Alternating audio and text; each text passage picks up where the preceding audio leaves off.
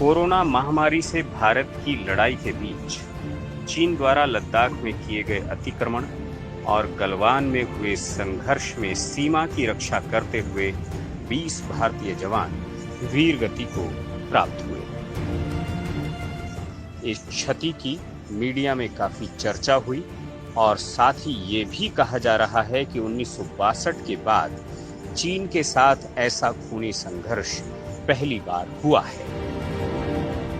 भारतीय सेना के शौर्य और पराक्रम और भारत के नेतृत्व की दृढ़ता सजगता पर कुछ लोग प्रश्न चिन्ह खड़े कर रहे हैं। ऐसे प्रश्न करने वालों का इतिहास खंगाला जाए तो याद आएगा कि ये सब वही लोग हैं जिन्होंने बीजेपी को केंद्र में आने से रोकने और नरेंद्र मोदी को हराने के लिए एड़ी चोटी का जोर लगा दिया था।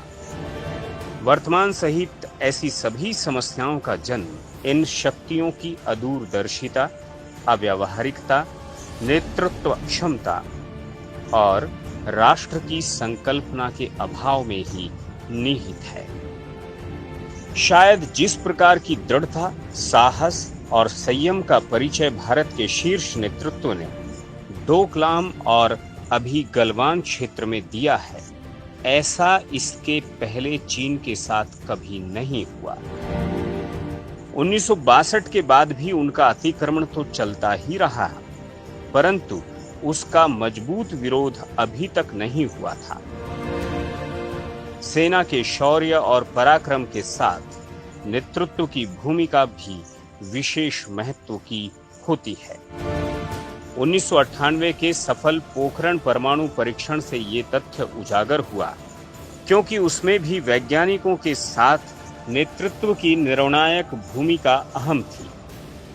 भारतीय वैज्ञानिक 1994 में ही ये अणु परीक्षण करने में सक्षम थे, परंतु अंतर्राष्ट्रीय दबाव के चलते उस समय के शीर्ष नेतृत्व ने ये साहस नहीं दिखाया जो 1998 में अटल बिहारी वाजपेयी ने दिखाया। उस सफल परीक्षण के बाद भारत और भारतीयों की साख दुनिया भर में बढ़ी। 2014 से राष्ट्र विरोधी आतंकवादी गतिविधियों को लेकर पाकिस्तान के साथ और चीन के साथ भी भारत के रवैये में एक मूलभूत परिवर्तन दिखता है। उरी हवाई हमला, बालाकोट, डोकलाम, गलवान, कश्मीर में जारी पाक समर्थित आतंकवाद का सफल प्रतिरोध, इन सभी गतिविधियों से ये परिवर्तन स्पष्ट हुआ है। अब तक उपेक्षित भारतीय सीमाओं पर गति से हो रहा विकासात्मक ढांचा निर्माण और पहले पाकिस्तान के और अब चीन के कब्जे में रहा अक्साई चीन का भारतीय भूभाग वापस लेने की मनीषा, ये दृढ़ साहसिक और दूरदर्शी नेतृत्व का परिचायक है। चीन की बौखलाहट का यह भी कारण हो सकता है, अर्थात इससे भारत में ही राष्ट्र विरोधी गतिविधियों का समर्थन करने वाले कुछ तत्व असहज हो रहे हैं। 1962 में चीन के साथ हुए युद्ध में भारतीय सेना के अतुलनीय शौर्य और बलिदान के बावजूद हमारी हार हुई। इसके दो मुख्य कारण साफ दिखाई पड़ते हैं। पहला, उस समय के भारत के शीर्ष नेतृत्व में दूरदर्शिता का अभाव और दूसरा, युद्ध की बिल्कुल ही तैयारी न होना।